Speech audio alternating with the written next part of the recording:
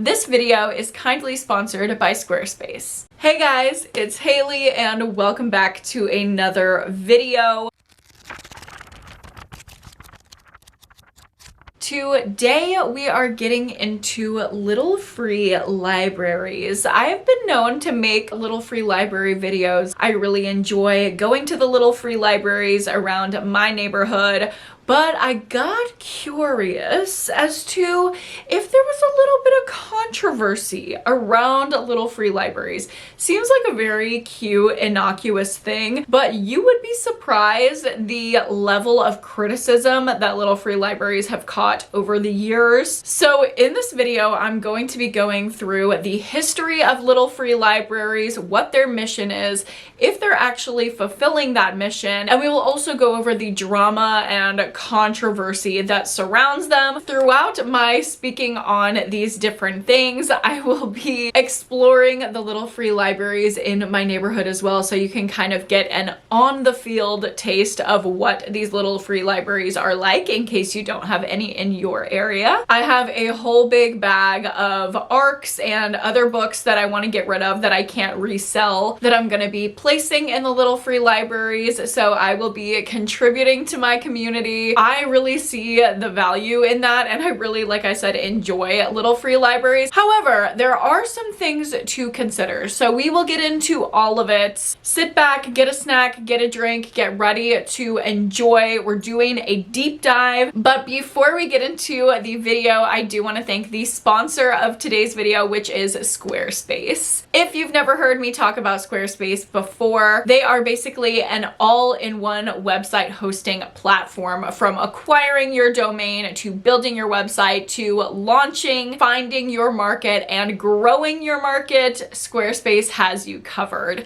As a small business owner, I know how hard it is to not only launch your business, but to acquire customers and keep growing your business. Squarespace has helped me so much along the way. I actually host the website for my therapy practice through Squarespace, and it is amazing. The process of building the website was so easy. They basically do it all for you. It's super easy, drag and drop tools, options that are completely customizable to you, and the templates basically make everything look good. So if you're not a design, like creative type of girly, which I'm definitely not when it comes to website building, don't worry, they will do it for you. You can also add in as many plugins as you want. They have a whole host of things to choose from. You can sell things, start campaigns, collect donations, have an appointment scheduler, which is really important for me as a therapist, and a ton of other options. So it's looking beautiful. It has all the tools you need, and they also build in SEO boosting pieces into the formation of the website. So like I said, your website is going to be showing up in search results. It's going to help you reach more customers. So if you're interested in checking out Squarespace, if you want to launch a new business or a project that needs a website, I can help you out with a 10% off. You can use my code Haley10 and use my link to access that deal down below. Thank you so much to Squarespace for sponsoring this video, and now let's go ahead and get into the little free library controversy.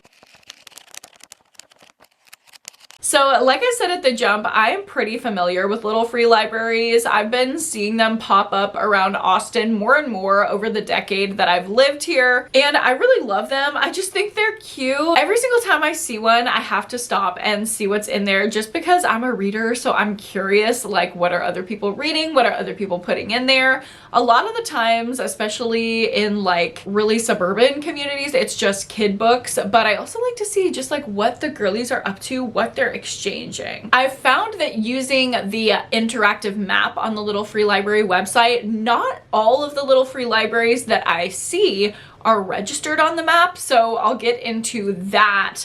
But I learned a ton about little free libraries in general. They were actually started in 2009 officially by this guy named Todd. His mom was a teacher, and he was inspired by her love for books as well as a passion for spreading reading about his community to make this an official thing. He liked the accessibility of the take a book, leave a book shelves at like coffee shops and hotels and and such, and he wanted to turn it into a more structured business with a mission statement. To be a catalyst for building community, inspiring readers, and expanding book access for all through a global network of volunteer-led Little Free Library book exchange boxes. So he started this in 2009, and by 2012, over 2,500 Little Free Libraries existed across the US. So it did blow up pretty fast. And I do not believe Little Free Library is a non-profit organization. Like, it's a business, but I also wonder how that contributes to their mission statement.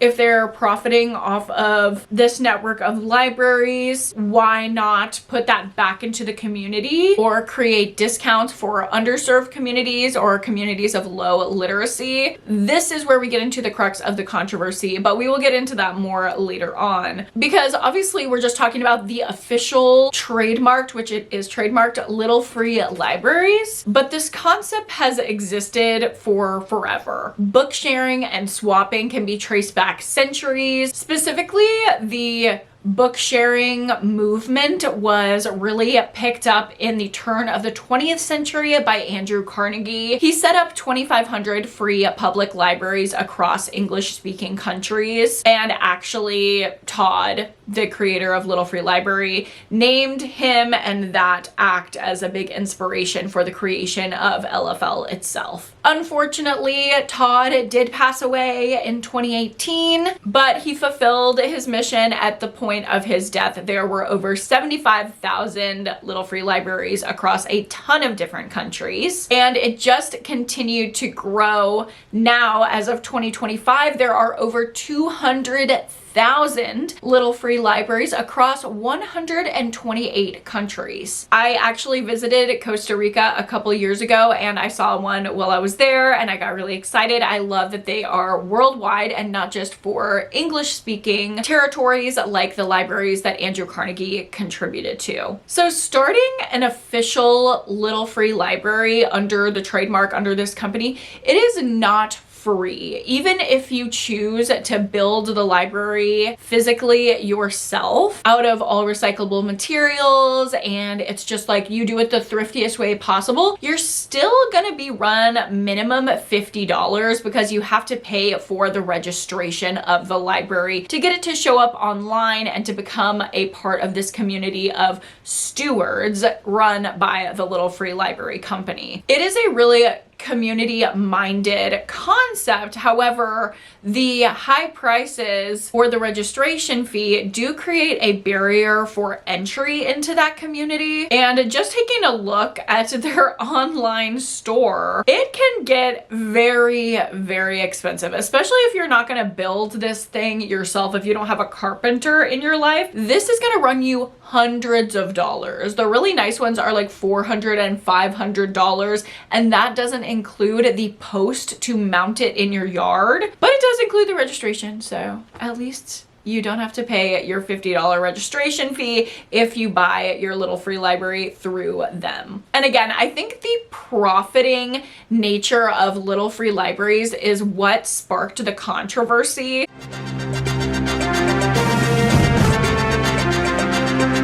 All right, I'm about to head out to my favorite neighborhood, which has all the best Little Free Libraries. There are quite a lot in Austin, honestly. Pretty much every neighborhood in Austin at this point has a little area of Little Free Libraries.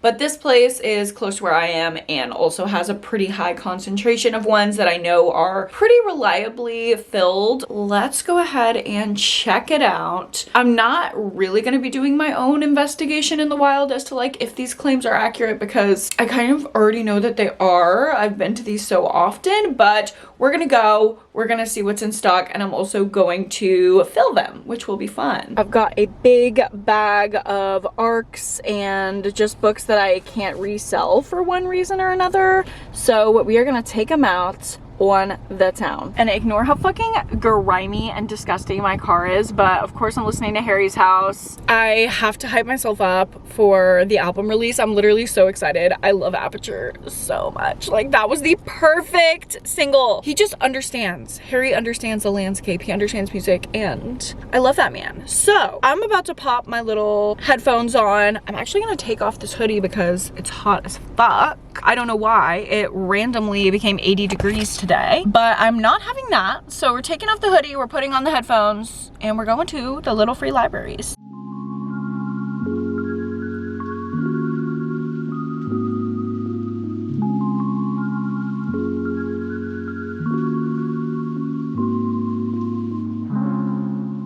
Here we are, coming up to our first little girly pop.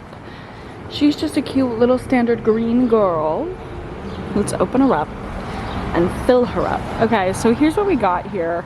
Nancy Grace. Right. A cookbook, a John Grisham. Like, this is so standard. And this is something that I read about on the Little Free Library Reddit, is people will rip off the covers so they can't be resold. It's like to keep books in circulation in the community, which I think is kind of smart. American Haggadah. Okay. The Lady Chablis. Right. So not a ton of fiction in here, as you can see. Some board books for kids. But I'm gonna put some stuff in here for the girls. I have an arc of Dollface by Lindy Ryan, which actually comes out in 2 days, so maybe somebody will get it early. And I also have this arc of I Did Something Bad. We are just gonna leave those 2 little thrillers in here for the girls. Okay, this next one is so cute. It's actually not registered on the map. I just kind of have seen it. It doesn't have any of the official Little Free Library stuff on it, but this could be like a rogue one. And honestly, I'm in support. So this looks like mostly fiction, which is cool. A good little mix of romance and like thrillery crime stuff. I'm gonna put The Fairweathered Friend in here. I freaking loved this book. It was so entertaining. Really twisty, really good. And I'll also put Mad Mabel. This doesn't come out in America for a while, but it is out in Australia. Really great until the end. I usually love Sally Hepworth, but she kind of let me down in the end. So unfortunate, but hopefully someone will enjoy it more than I did. The controversy can pretty much be summed up by this note that was left on one man's Little Free Library in 2019. This guy, Rich Reyes Gavilan, is the executive director of public libraries in Washington, D.C. That is what he does as a day job. But on the side, he also has a little free library that he runs at his home. So he is dabbling in both. Clearly, this man is just passionate about literature, which we love to see it. And unfortunately, in 2019, Rich got a pretty jarring note stuck on his Little Free Library. Little Free Libraries, however adorable and well-meaning, do more harm than good for the communities in which they appear. Rather than promote literacy or building communities, LFLs introduce a host of problems, including stealing patronage from existing public library branches, the corporatization of literary circulation, and helping to gentrify urban neighborhoods. So these were some pretty jarring claims, like the fact that a bunch of book boxes that anyone can walk up and access for free is doing more harm than good. Like, that is quite a claim. And Rich was pretty disturbed by this. So in this video, I think we should investigate how valid are the claims in this anonymous note that was left for Rich. Do little free libraries contribute to gentrification, compete with public libraries, and what do they say, corporatize the circulation of literature?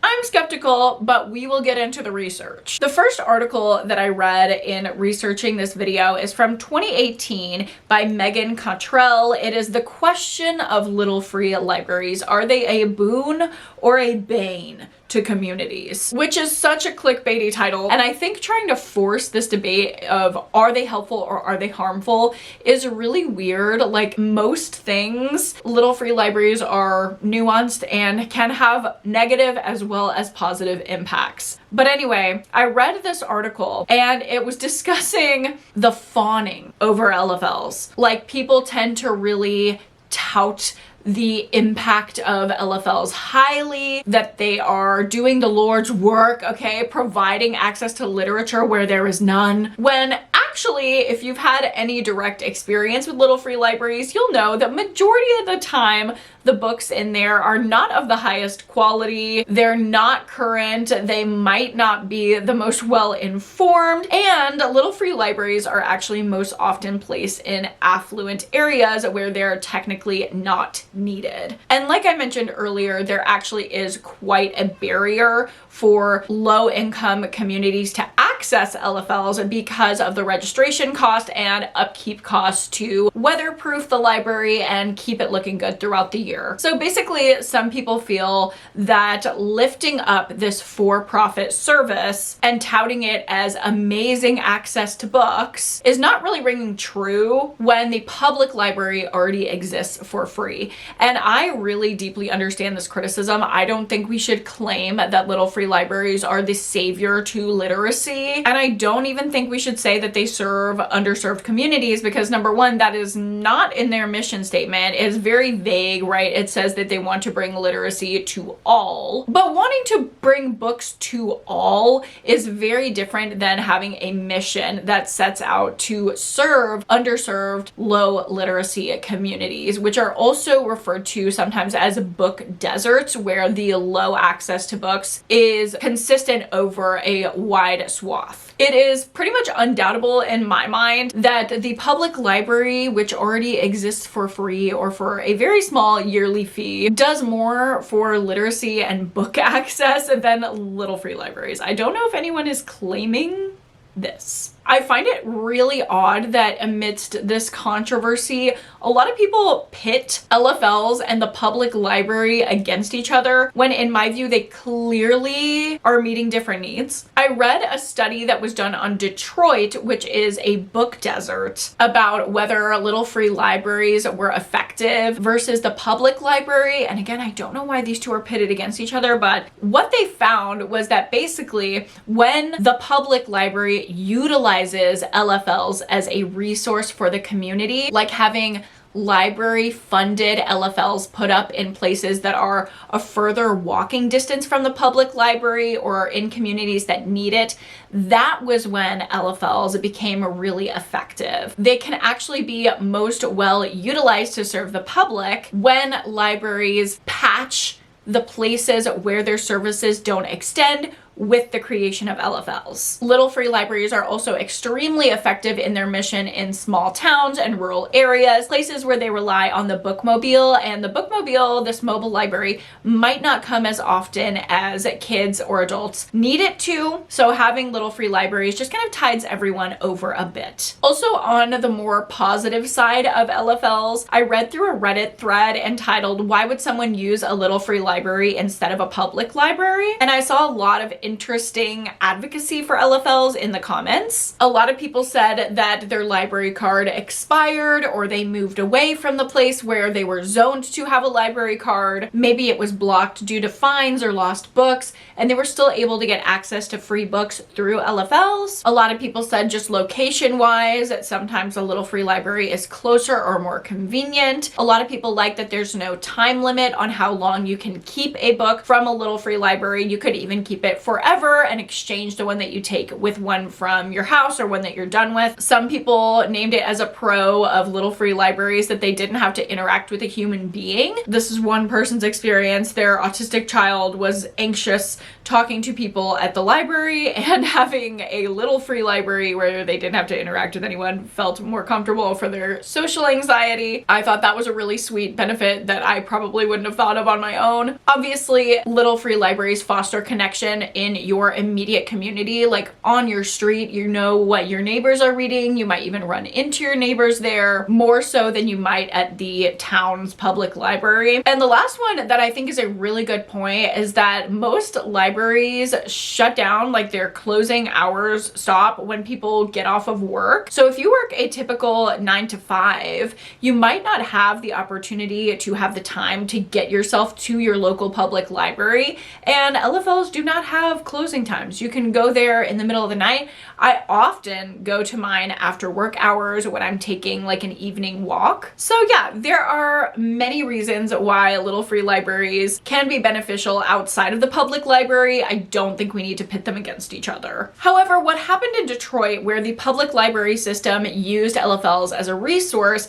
that is not what usually happens. In a 2020 study from Portland State University entitled Spatial Politics and Literacy, an analysis of little free libraries and neighborhood distribution of book sharing depositories in Portland and Detroit, this study was looking at little free libraries locations and if they're actually placed where they're needed. Here is what they found, and it is extremely clear that most LFL locations actually align with majority demographics overall. So white, affluent, educated areas, disproportionately concentrated there, even in book deserts like Detroit. So this kind of proves that LFLs are not serving underserved low literacy communities. In fact, they tend to be a marker that an area is more affluent or more educated. So clearly, little free libraries should not be advertising any sense of advocacy in that way. That is not the purpose they serve. But at the same time, I do not think they're actively harmful in promoting gentrification or barring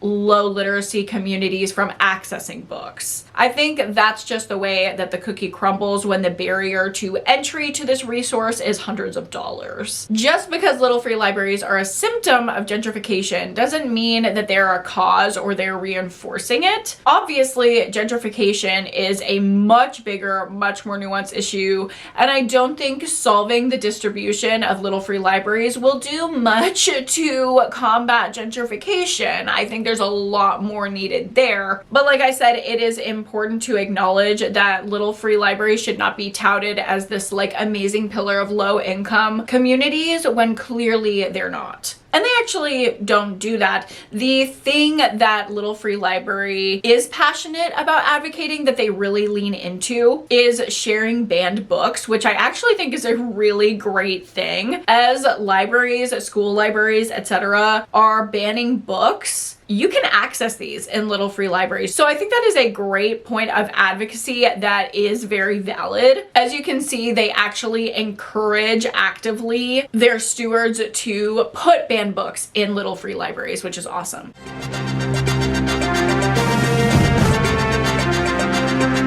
Brat door, literally brat door, brat door. I know brat feels over and it feels played out, but I just saw the moment and it'll never be over, okay? The moment will never be over. Brad is alive and with us. All right, we're at the next Little Free Library. We have a Girl Scout ad, which is iconic. This one is full. Wow, so many kids' books. Good for the neighborhood. The Glass Castle, Hidden Valley Road.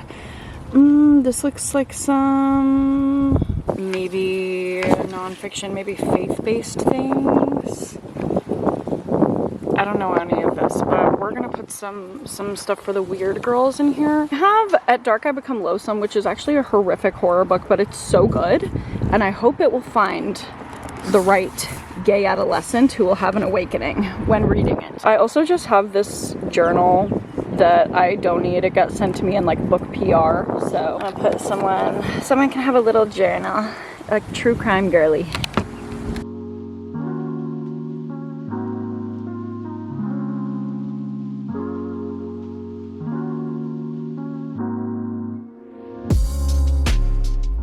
Oh my gosh, this one is also super full, so I might not be able to fit any in here. Also, love a cookie. Wow. Okay, lots of stuff. The Secret History of Michael Connelly. So a lot of adult stuff, some middle grade, like Harry Potter, Holes, stuff like that. Oh, Dracula, that's cool. And then also these big like kids books in front. I'm gonna try to fit a couple in here if I can. I have an Ark of the Haunting of Pains Hollow, which I actually never got around to reading, but I just don't want it on my shelves anymore, so that will fit in there. And also an Ark of Overdue by Stephanie Perkins. This is a romance. It's also her first adult romance. Okay, we fit it in. We fit it in. This one's stuffed though.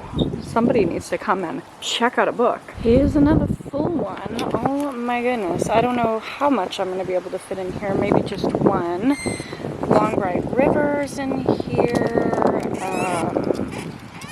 A Malcolm X book. Vegan Pregnancy Survival Guide. Nice. Oh my god, Andrew Carnegie. This is wild. We were just talking about him in the history portion of this video.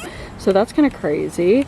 Mostly kids books, magazines, things like that. My contribution will be How to Get Away with Murder by Rebecca Phillipson. Who up listening to Cinema by Harry Styles and thinking about their partner? Because I'm walking fast, okay? I'm trying to get through this little drop-off moment because I hear that little cinema that Harry does in the background and it itches my brain, and I hear the lyrics he be singing, and I think I need to get to my boyfriend. I need to get to my boyfriend with a quickness, but maybe that's just me. Okay, on to the next. Hopefully you can hear me over the lawn care going on. This girlie is hanging on by a thread, but she is in fact registered. Let's see what we've got. Honestly, a good amount, like a really good amount of adult nonfiction and fiction, travel guides, a photography book, a Mary Higgins Clark, but we are gonna add to this. I have this arc called Magic Can't Save Us. I think it's more like humorous than anything. No Rest for the Wicked, which I did not like, but it was giving very cozy mystery. Hopefully someone likes it better than I did. And then lastly, I'm gonna put in there a Serial Killer Guide to San Francisco. It's like a fun, kitschy little arc of a book that I honestly don't know how good it is, but if you like something like Finlay Donovan, I feel like you would like this. Let's go. I only have about 4 more books left in my little bag, so I'm hoping I can find like 2 more little free libraries. Honestly, you walk like a quarter of a mile in this neighborhood and you're gonna run into one. Those are all the ones that I know of, but I'm just gonna keep wandering and see what I come upon. Another point of controversy against little free libraries is about like vandalism. This was basically only controversial to a small portion of boomers who put little free libraries in their lawn and don't understand that the community is not going to treat it like a piece of gold, because humans unfortunately are reckless and selfish beings. But this personal essay by Dan Greenstone that was published in 2016 really just got me. I don't know. The title in itself is like the most dramatic thing I've ever heard in my life. It's called My Little Free Library War. How our suburban front yard lending box made me hate books and fear my neighbors. This gift from my wife was supposed to be harmless fun, but now when people stop, all I feel is dread. I mean, okay, Dan. Dan starts out his personal essay by dragging all the patrons of his little free library. He literally is like, I see y'all walking up and you look weird, and I know that you just spent $12 on one tomato at the farmer's market, so of course you gotta take my books for free. Like, it's just so bitter. Like, he is literally so bitter. And I don't know, it feels like the entirety of this essay, he is mad at people for taking advantage of what he's offering in the way that serves them. Just because they're not taking advantage of it in the perfect way that he intended to, that would please him, he's mad as hell. He also talks about being angry that people are stealing from his library. Like, he keeps doing these experiments of like how boring of books can he put in there and they're still gonna get taken. And in his mind, he believes like there's no way people are reading these boring ass books. They're just taking them from my little free library to steal from me because they're all out to get Dan. And actually on the LFL website, they remind their stewards that people cannot technically steal from a little free library since the point of it is that it is free. Obviously, they discourage people from taking books from little free libraries in order to resell them. You can do that by marking on the spine saying this is not for resale, this is for my little free library in my community, or by marking out or hole punching out the ISBN number so it can't be looked up and resold to a store like Half Price Books or something like that. Which, you know, if that's what was happening, if there was truly a bandit in Dan's neighborhood that was taking all the books out of his library immediately and turning them for a $5 profit at Half Price Books, that sucks. But also, like, Dan, let the people from the bougie farmers market walk down the block and let their kids take a peek in your little free library. Like, it's gonna be okay, King. And I don't believe that this is a common problem. Again, LFL says on their website, only about 20% of their stewards ever deal with vandalism. It's just part of running something for the community that you're gonna deal with petty things like not being able to control who's taking how many books and if they're giving any back. Because unfortunately, people are selfish and will take advantage. But more extreme acts of vandalism, like what Dan seems to fear, only happens in about 20% of cases. So basically, if you're gonna run a little free library, you can't be too attached to it. You can't be too controlling over it. You're gonna have to see it as a net positive. The benefit will outweigh the harm. That, let's say you put 20 books in your library or 20 books are contributed to your library, more than 10 of those will go to a person, a kid who will enjoy the book and get something out of it. And if the other half gets stolen in turn for a profit by the local Half Price Books bandit, then that's okay. It's still a net positive. I don't know. I just thought that whole suburban controversy was so hilarious. Little free libraries also saw a resurgence during COVID. There was a 2020 article about LA and how they got a ton more little free libraries during the pandemic for people who couldn't make it to a library, didn't want to risk putting on a mask and going to a library. It was just like a way to build community, but also social distance. But the people interviewed for this article were very critical. They were basically like, yeah, there's little free libraries everywhere now, but they're all shit.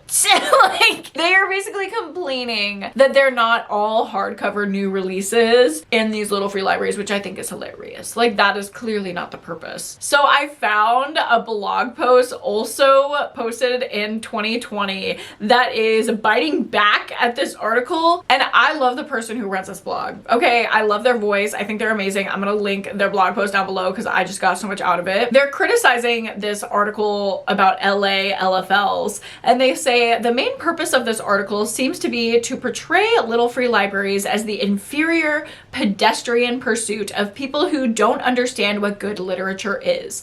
Therein lies the crux of the problem with this article. It's that sort of elitist attitude that makes these libraries so vital, which is honestly so real. Like, I understand this person criticizing the article because that is the crux of this debate for me as well. I think it sums up how weird the criticisms are of LFLs. Like, we can acknowledge, yes, little free libraries have shortcomings. They are more markers of affluence than they serve underserved communities. They usually have more torn up, backlisted books than brand new, beautiful, wonderful hardcovers. If you're looking for something more, or you are seeking real advocacy for low literacy areas, there are other resources available through your local branch of a public library, through going to an indie bookstore and supporting their amazing selection. But to be delusional and hold LFLs to a standard that they aren't and have never claimed to be, it's just weird, okay? It's just weird as hell. Y'all are giving Dan, okay? Y'all are giving Boomer Dan.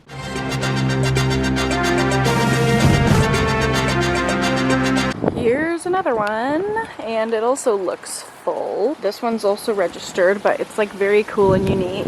Ooh. Oh my gosh. Okay, bone chiller. This immediately stands out to me. Again, a lot of kids books, but also nonfiction, board books. Oh my god, Chicken Soup for the Teenage Soul. That is very, very nostalgic to me. To this, I'm gonna add the saddest, most solemn, horrifying, but also heartbreakingly real book you'll ever read about child abuse called The First Day of Spring. It's actually wonderful, wonderful CPTSD representation. It's great, but it's heavy. It's a hard read, so hopefully someone looks out for themselves before they pick that up. And then I have this arc of a sapphic romance called The Steps. Very cute, very fun.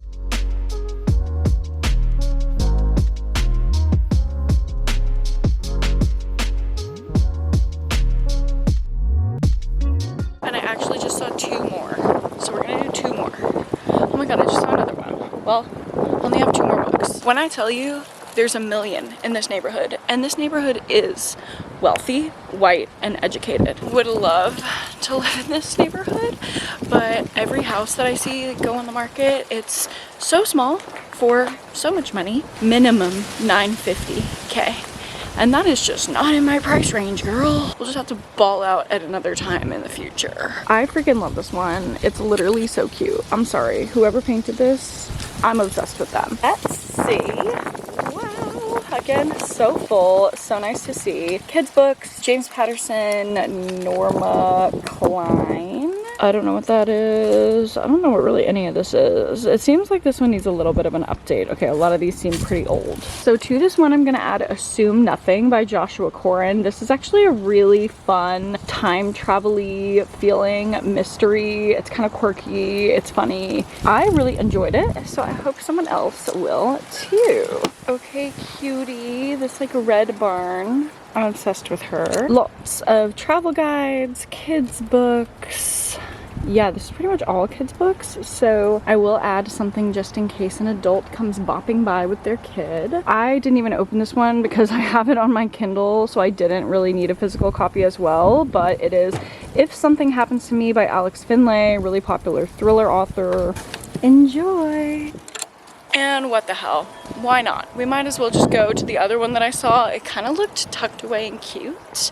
So I think I'm gonna bop over there and see what's poppin'. All right, our very last one we have here kind of looks like more of the same to me. Kids books, magazines, some nonfiction, and baby books for the adults, and of course an American tragedy to round it out. Sad I don't have another one to put in here. I should have been more conservative with my giving out. But that is kind of the brief overview of what a neighborhood full of little free libraries is like.